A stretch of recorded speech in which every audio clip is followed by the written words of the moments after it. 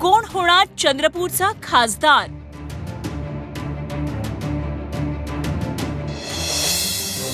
धानोरकरांची बाजी की मुनगंटीवारांची सरशी?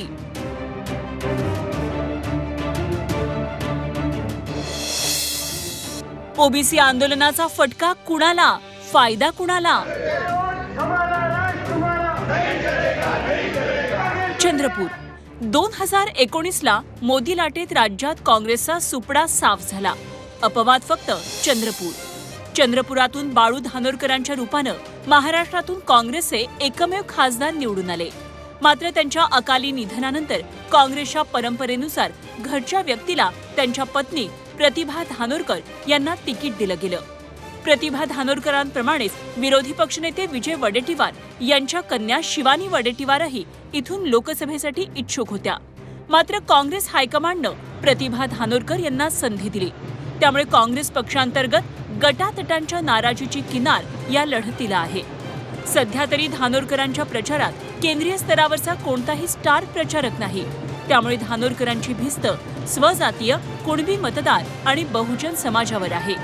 ते सगळेजण एकत्रित येऊन मिळेल आणि काम करेल, कारण शेवटी ही लढाई आमची हुकुमशाहीच्या विरुद्ध लोकशाहीची, संविधान वाचवण्याची लढाई आहे. त्याच्यामुळे सगळे पदाधिकारी, कार्यकर्ते हे एकत्रित येऊन ही लढाई लढू आणि आम्ही जिंकू. 2019ला मोदी लाटेत केंद्रीय मंत्री हंसराज अहिर यांचा पराभव करत बाळू धानोरकर 42,000 मतांनी निवडून आले होते. त्यामुळे भाजपनंही इथं तगडा उमेदवार दिलाय. भाजपनं वनमंत्री आणि राज्यातील प्रमुख ओबीसी चेहरा असणाऱ्या मुनगंटीवारांना उमेदवारी दिली आहे. केंद्रीय मंत्री हरदीप सिंग पुरी यांची या लोकसभा क्षेत्रासाठी विशेष नियुक्ती करण्यात आली आहे. आदिवासी, परप्रांतीय, बहुजन समाज यावर लक्ष केंद्रित करत भाजपनं मायक्रो मॅनेजमेंट केलंय. मोदींची सभा, सिने अभिनेत्यांचे रोड शो आयोजित करून भाजपनं मतदार आपल्या बाजूनं वळवण्याचा प्रयत्न केला. जातीपातीच्या नव्हे तर विकासाच्या मुद्द्यावर लढत असल्याचं मुनगंटीवार सांगतात.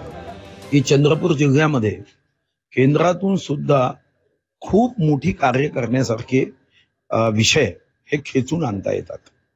जसं आपण बघितलं, लातूरमध्ये मेट्रोचे डब्बे बनवण्याचा कारखाना केला. आपण चंद्रपूरमध्ये ओढून आणू शकतो.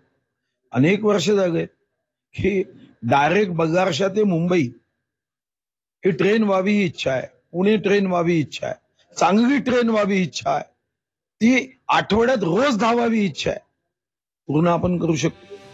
विशेष म्हणजे यंदाच्या निवडणुकीत जिल्ह्यातील 2 आमदार समोरासमोर आहेत. दोन्ही आमदारांना स्वपक्षीय गटातटाच्या नाराजीचा फटका बसतोय. तापणारा उन्हाळा आणि अवकाळी पावसाचा अडसर असल्यानं प्रचार मोठ्या सभा आणि सोशल मीडियावर केंद्रित झालाय. अशात मतदारांना आपल्या बाजूनं वळवण्यासाठी कॅडरची सक्रियता, बूथ नियोजन हा कळीचा मुद्दा ठरणार आहे. आशिष आंबाडे, झी 24 तास, चंद्रपूर.